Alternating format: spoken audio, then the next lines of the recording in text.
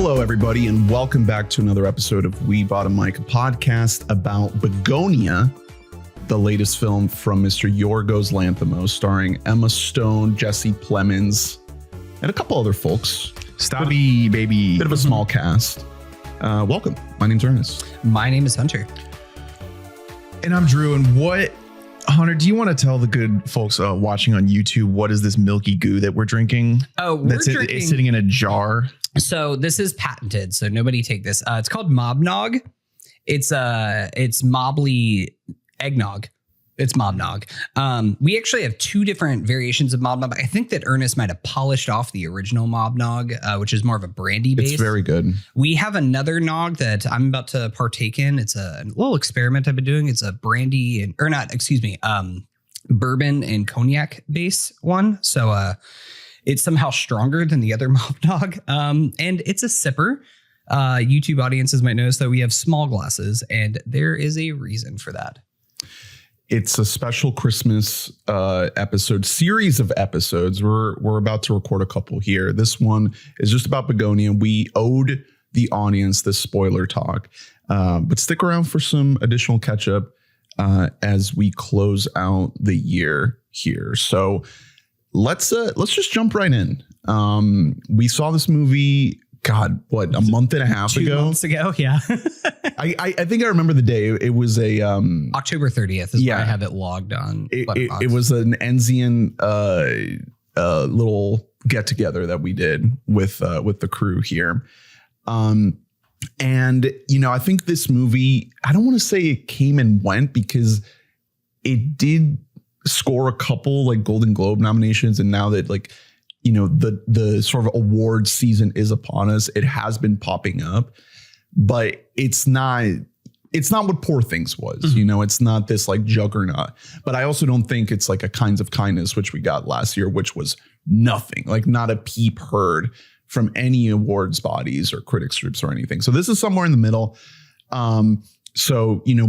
We might struggle to remember some details, but I think the movie is sticking really well in my mind, even after having seen more movies since. And Hunter, you have a whole list of things you've seen since. But this one in particular, I think,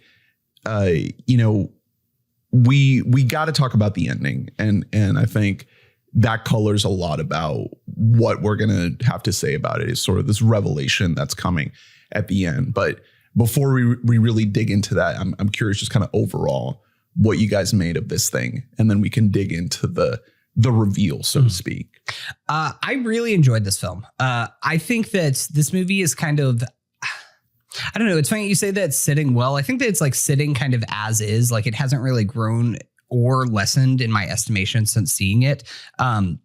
I do think that the ending really informs a lot of my feelings on this movie, and a choice that it makes that I really like that choice. If anything, I'm like, we could go even further with this.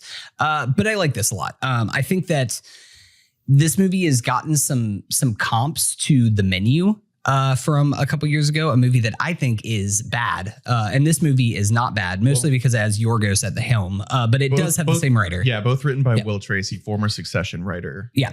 But I do think that this movie does have more to it than The Menu. The Menu I found to be like really frustrating with how simple it was.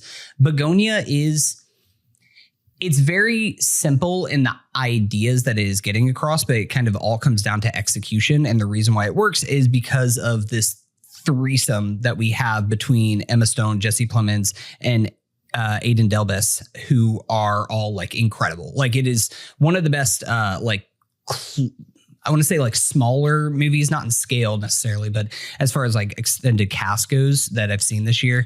And I really like it for that reason, for the great performances that you get. True. Yeah, that's I think pretty easily the highlight of the movie. It's kind of what you go in for, even knowing it's a Yorgos movie. He directs things that are sort of across the whole aesthetic spectrum in terms of like how crazy he gets to be. And this felt, just from trailers, a little bit smaller especially than something like a Poor Things, which is just him going all out and using all of his flourishes at once. This is a lot more stripped down than that. And so you're just watching performance most of the time, and they're really good performances.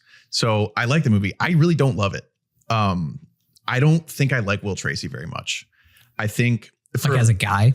Yeah. Yeah. No, just as a writer, it's a very, very specific issue that I have with both the menu and this, it just kept nagging at me while watching it, which is all three things that, that he is most known for, starting with Succession and then going into the two movies he wrote, are very, very interested in the class divide and class dynamics and class interaction, all of that. But it doesn't really feel like it feels like it's all written by someone who has only had contact with like the well-educated rich class. It doesn't ring true. It doesn't, the way that the lower class or less educated characters speak is nothing like how poor people can be brilliant. They can be geniuses, but they don't talk the exact same as rich educated people. It's to express, I don't know. You have to be more creative than using the exact same words, no matter which character is talking. Otherwise you end up feeling a little bit theatrical, a little bit just like the pitter patter starts to not feel real at a certain point, because like for, something we'll talk about a little bit in our catch up episode is Task. I think about this a lot with Task. That writing. Oh yeah.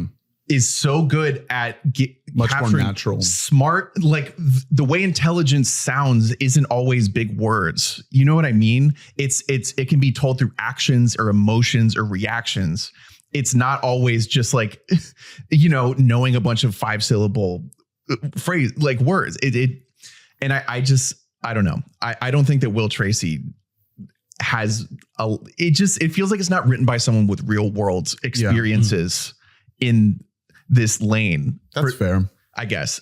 That said, the movie has a lot going on otherwise that makes it well worth watching. It's super interesting. Yorgos is obviously a great director, but more than anything, we're getting two of, our best living modern actors at their peaks, and then a sort of discovery of this kid, Aidan, who's just like absolutely stunningly good. So I can't really push back on the criticisms on the screenplay too much, because I think that's all fair. I think I accepted this movie more as a performance piece than anything else. And I think that the screenplay has a lot of really compelling ideas. But yeah, I think it could have done more to make it feel a little bit more chewy and have a certain layer of depth that it doesn't quite have. But the performances, I think, more than make up for that, I think the performances here are incredible. Just to set it up a little bit more, this is based on a South Korean movie called Save the Green Planet from about 20-ish years ago. And it's the story of this man played by Jesse Plemons, who abducts a CEO of some kind of like Amazon type corporation. And it's revealed as the movie goes on that there's, not only does he work at this corporation at the very lowest levels, but there's like a personal reason as to why he wants to inflict, sort of harm on this CEO. He also believes that she may be like the leader of an alien race come to take over humanity. And so the whole movie is basically this captivity, like abduction, kidnapping story of Emma Stone trying to figure out like how she's going to escape this situation. Mm-hmm. Very dark. Yeah. And Plemons like trying to be this captor, domineering sort of villain figure, and not quite being able to sort of meet that moment because he's so in over his head. And I think the movie does a really incredible job at kind of juggling the dynamics and having sort of this tennis match, this ping pong battle between these two characters, and having you guess at any given moment who might have the upper hand. And I think it's really fun. There's a great sort of entertainment factor to you just being sort of in the middle of this match, of this back and forth. Mm-hmm. And you're just seeing these fireworks go off of two of our best actors, like you said. And then, you throw in sort of these other players in the cast here that we can get into. But just the dynamic of Plemons and Stone going at each other. It's a lot of pages of dialogue that, I think could have been better, but they elevate it so much. They are so talented, and their performances alone kind of give you that depth that on the page maybe is not there.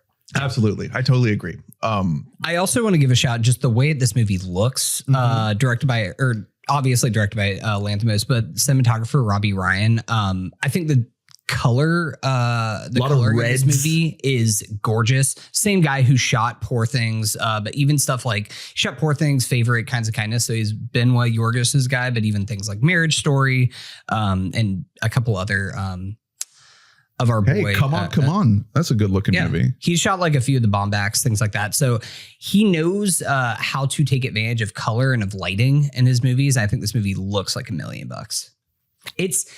I do think that we can kind of transition this, I guess, into more spoiler talk, because you really kind of have to talk about the ending of this movie to talk about like what all of the themes are that it is really trying to get across for us. But so I think that it's a little bloated, and maybe part of that is some of the overly written dialogue, that you feel the length of some of the scenes a little bit more. You can feel the literal pages of the script going by, but it's something where there's like a 10-15 minute leaner cut of this movie that might have a little less of the is she not back and forth. Like maybe we take out one of those that makes it a little bit tighter of a screenplay. Yeah, definitely. So the movie goes on. I'll probably wait to publish this until it goes on Peacock. It's about to go on Peacock December 26th. So that's this coming Friday. So if you haven't seen it, go check it out. If you don't want to rent it and you want to stream it on Peacock, do that. But I do think it's definitely worth checking out. It's very accessible. Like whenever we're talking about Yorgos movies, a lot of them just are so hard to get into. It's still kind of a fucked up movie, though. I think that this is easily more accessible than Poor Things, than Kinds of Kindness. I think this is more accessible than The Favorite to just like your average person. Because I mean, Will Tracy does write things that are kind of for. You're right, but I also think with something like The Favorite, you can just get kind of lost in the costuming and the locations, and like the look and the vibe. We can get lost in it. A lot of people see period pieces and they're like, I'm out. I see lip fillers in the 18th century. Like I'm not. A lot of people though do, like that movie looks big. It looks like a movie, you know what I mean? You'd watch this. Most people don't watch movies of this small of a scale. You know what I mean? Like movies that mostly take place in a little house. Yeah. Most people are like, what on earth? Like, no, absolutely not. By the way, they built that whole house. Isn't that crazy? That's fun. It looks awesome. I agree. Like it's accessible in the way that like, you're not going to be like the way that you sort of are brought into the story. You're not going to be lost. You know what I mean? Yeah. But also tonally, a lot of people leaving this movie will be like, I flat out didn't like that. Like that made me feel bad.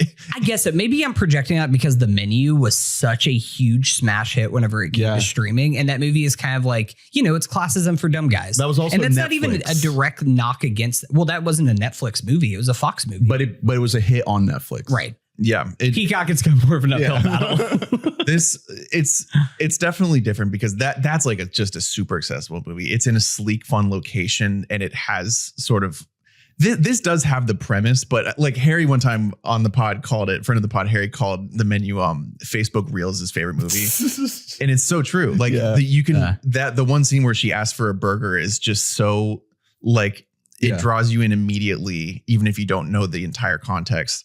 This is just like he's stinky. This is still a Yorgos movie. Plemons is fucking gross in this movie. Yeah. This still has like the fucked up kind of bleakness of all of I mean, like deeply, deeply bleak, especially once we get to the end, but also just like midway through watching it, you're like, Jesus Christ. Like the balance that I thought I was going to get going into it of like, oh, we're having fun at the absurdity of all of this, but also it's really dark. It's mostly dark. Yeah. It's less fun than you might expect. Right. Yes. No, I think content wise, it is less fun than you might expect. I think that like the performances, that there is enough in there that is fun. That's why I mean, whenever I'm digging that, it's accessible for a lot of people. And also I really do want to shout out Aidan Delbis, because there's a really good featured about like how he was cast. He is an actor who is actually on the autism spectrum and is basically playing a character who's on the autism spectrum, and is so perfectly dialed. He's so well cast, because just look wise, you feel for him. You feel his heart as a performer. That he's the one well-written character in terms of like actually, thinking about limiting the vocabulary. It just, I know I'm harping on it. It's just such a pet peeve of mine, because as a writer, you have the whole dictionary, but your characters shouldn't. Yeah. Right. And he does a very, very good job with Aidan of like, Aidan is expressing how he's feeling, but he doesn't have all of the tools to do so.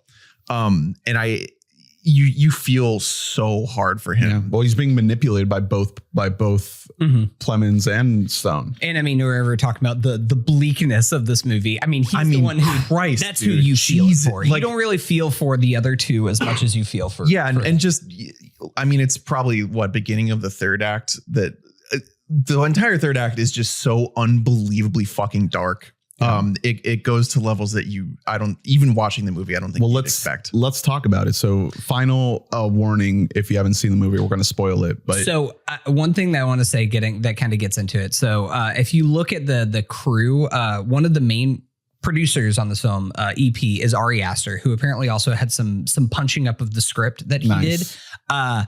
And if I were a betting man, I would say that a lot of that came in place in the final act of this movie, and just kind of embracing like, no, things are going to end bad. Very fucked up. Yeah. Things are going to end badly. I think from the moment, again, spoilers, from the moment that he blows his fucking brains out with the shotgun, you are just in it. You're just fully in whatever side of you thought that this situation was going to go well for anyone is gone, because that leads directly into Plemons like killing his mom with the fucking antifreeze, thinking that it's the cure to her illness. And speaking of, I to Will Tracy's credit, I also think that tightrope through that third act is like, I really enjoyed it. The truly being on the fence of what is this real? Is this not? Up until finding out, to be honest, I don't know what outcome would have definitely been a hit better for me necessarily, but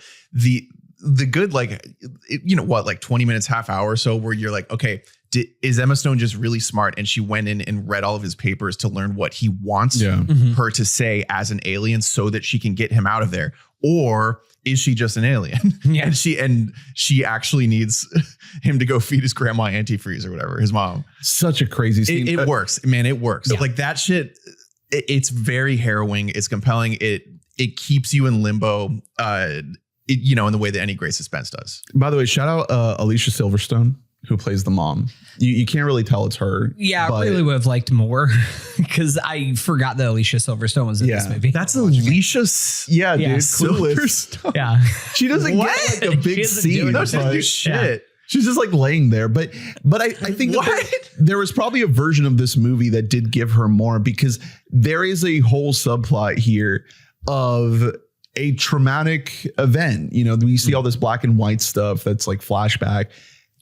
Super sick looking. And and Teddy is his name, the Plemons character. He's clearly trying to get revenge for whatever his mom is being afflicted with, some kind of wrongdoing, some kind of bad like pharmaceutical testing gone wrong situation.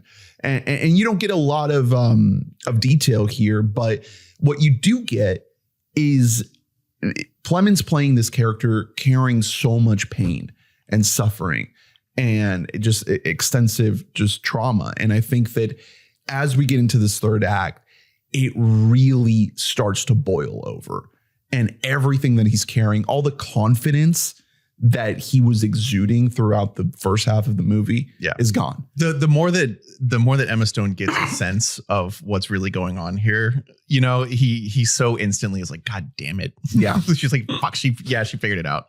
And that's the other thing too, is like there's this whole back and forth of is is she an alien or not?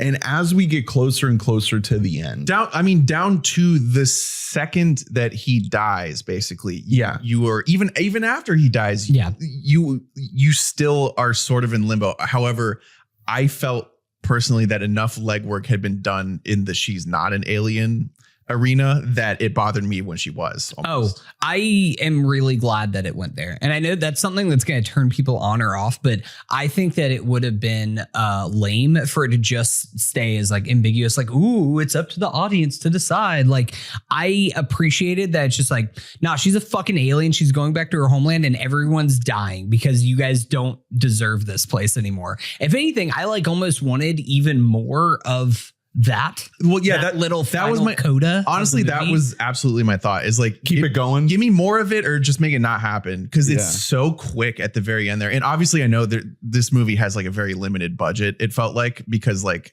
they had that one alien set and costuming. 45 to 55 is the estimate. And they used it for like 2 minutes. Probably. And it didn't look like that great. Didn't look great. Yeah, exactly. So that kind of plays into it where it's like, but it's fun. I like the long hair. Oh, people. yeah. Clearly the hair. He was right about the hair being like the communication. I like too that it was like it kind of just looked like a shitty like 50s version of alien invasion movie. Like that was kind of the look of the set of the aliens themselves, like what they were bringing. Yeah, so I was into that. It almost, there's a read of the movie that almost feels sort of like the end of the Florida Project, for example, where it's like, once he dies, what he thinks would happen is what we see. Yeah. You know what I mean? Yeah. Because it's just, it doesn't feel fully committed to being like, no, for real. I think what makes this movie really stick in my mind as one of the great movies of the year is that you do all of this building up to position these two characters as sort of opposing side of this dilemma, this kind of societal confrontation that's happening. And there's moments that go further than others. I'm thinking clearly about when Emma Stone is just railing on him when she gets the upper hand and she's like, I'm better than you. Mm-hmm. And that's why, I always win and you always lose, like that kind of thing. There's a lot of moments like that really kind of etch into the deeper into the fabric of this thing. And by the time you get to the end, you've seen enough of those moments. You've gotten to know these characters enough that you're looking at the Teddy character as this really broken person who has everything riding on this situation. Like he has killed his mom. His brother has shot himself. Like everything has been sacrificed for this quest. And it turns out that he was right all along. He was right. And yet it doesn't matter. It doesn't matter. So I think what this movie's trying to say is that, when you give yourself over to these things, to these conspiracies, to kind of letting your life revolve around a loss of tangible reality, even if it was all for something, even if you were right, even if all the conspiracies were right, that doesn't mean that you win. No, it's all about like so it doesn't matter which side you're on, if you're right or if you're wrong. It's about how you go about whether it is like enacting change or like trying to uncover something to bring to light. Like it's all about the how you do it, not just the fact that right the people in power, they're not going to let you win. That's the other thing, is that's the bleak part about this, is that if you are part of the lower class, it doesn't matter how much you can grasp. It doesn't matter how far you think you can ascend. Things are the way they are, and things are so fucked up that you will never be allowed to have that victory, even if you were right all along. That's an incredibly bleak place to leave the movie. And that's not even the end, because I think what fully seals this movie as a great movie is all the shots of all the dead people at the very end. It just keeps going and going. That's like the greatest look. Like it's nuts. Yeah, it's beautiful. And it also drives everything home. It's a capper of just like it doesn't even matter. Once again, it doesn't matter if you're right or if you're wrong. You're too late. We're all fucked. You're too late. It doesn't matter that you figured it out. We're all going to fucking die anyways. It's so fucked, man. And props to them for going for it, dude. It's a, you know, for everyone to be okay with that ending and just be like, yeah, put it out, do it, film it, print it. It's nuts. I don't know if that's what happens in the original film that happened. Yeah, I don't know. Here, but it does make me wonder if this is like The Lobster Yorgos. Does he get away with doing that in a $50 million movie, having that be the end capper? Maybe or do you not. only get that as like a heat check when you're coming off of The Favorite and off of Poor Things? So, yeah, definitely. That makes the most sense. I mean, he did a great job with the material that he had to work with, especially they make, like you said, the cinematography and direction, they make the small stuff look great anyway. But also like when he gets like 2 seconds to do something very ethereal and out there, when it's, you know, when it's like a flashback that's like basically a dream. Yeah. Unbelievably cool imagery. Like, look, it looks so good. It looks good to the point where I was like, damn, I feel like Yorgos wants to do more of that. So, Yeah. I mean, But there's no space in the movie for it. I did find it interesting that if you read anything or listen to podcasts or anything like that with Yorgos, he talks about like his last few films that he's made with Tony McNamara. They've had to have a lot of back and forth on the discussion of like, all right, you work a little bit on like your script and then I'll kind of like sketch things out and then we'll go back to you. And this was a thing where apparently he read the script and was like, no notes, it's good. Let's shoot it as is, which is a little bit, I don't really know what to do about that because those McNamara scripts are like so tight and so pristine in a way that Maybe it didn't inspire more thought from him. He was like, yeah, it's whatever. Or maybe it is something where it comes across great on the page. Like it is something where like you're actually reading this as a screenplay. It comes across as perfect, but then you're seeing it on the screen and it feels a little bit redundant, a little bit reductive. It's a little bit more. And it's a lot of, I think a lot of the issues that you might bump into are like kind of unsolvable, like script wise. Like, you know, there are a couple scenes, like you said, that feel a little bit redundant, but like I also, off the top of my head, I can't really parse out how to make it flow more smoothly. It's like, if these are your beats, I think it's just gonna feel a little bit wonky. If this is how you choose to beat out your story, where you're like, you know, majority of the film, probably like more than 50%, you're in the house, and then very, very end, you ratchet everything the fuck up, leave, that all works, and then you go to space for like 2 minutes. Like, if those are your beats, it's I don't know the way to improve it, but it did feel off in a way, I guess. But you're right. I appreciate the audacity of doing it. Like, it's bold. Mm-hmm. It's super bold. And it, you know, that deserves its own applause. Yeah. Because it's hard to get shit across that's like this fucked up. All right, final thoughts, final shout outs. Stavi baby. Hey, Stavi. Love him. I'm a big in here, just be like the worst fucking person. Oh yeah, didn't he like molest him? Yeah, he molested young Jesse Plemons. He's like, yeah, sorry, bro. Like, I want you to know it's not because I was gay or anything. I just it's like, why the fuck? Like, we're good, right? They're like, we needed to get Stavi in here. This role. I've heard him talk on his podcast a good amount about, like, you know, his thoughts because this is his first like serious acting ever, and he's blowing the fuck up just in general, and he's going to be in a lot more movies. I think you can kind of tell that this is his first movie. Yeah. He's had to act hard. I still love him. He's kind of in a different movie, but yeah, just like way. As a presence, like you enjoy seeing him. Yeah. He has a crazy look. He has a great voice. But yeah, I mean, it does rock. Like, when he's like, he comes in and he's like, uh-oh, it's my mortal enemy. And it's like a cake. Like, what the fuck is what really movie is this? All right. Anything else? Bugonia? We like it. Good. Don't like love it. Yeah, I'm sorry. I get really hung up on little screenwriting. Well, it's your girl too, you know. It's hard not to be. What do we think about this movie as the Oscar chances? Nothing. I think Emma Stone's going to be nominated because Emma Stone will always be. Well, nominated. Then if she gets in, then you'll probably see it in like maybe some text. Maybe adapted screenplay might get in. Damn, if it gets into screenplay. I mean, here's the thing: the Academy fucking loves Yorgos Lanthimos. With the exception of Kinds of Kindness, because that movie is not very good. So actress, screenplay, maybe cinematography. We're going to talk about it whenever we get to some of our catch-up, but there's been a little bit of a flat reception to a lot of the awardsy, noisy movies that were supposed to happen. So Bugonia is one of the 10 movies boo. Not out of it. Shakespeare, boo. Yeah. It turns out that Shakespeare isn't real. Right? He's not a real guy. Yeah. I always thought he was a guy. Yeah. It's Shakespeare's monster. Yeah. Shakespeare was the doctor. Yeah. Maybe if this was called Bugonia for Good, then it would have a chance. Yeah. Okay. Well, we can wrap it up there. Thank you all for listening. Rate, review, subscribe, like, and comment. Let us know your thoughts on Bugonia. Stick around for catch-up, and we'll see you there. Merry Christmas. Happy holidays. We love you. Bye-bye. Drink some nog. Bye.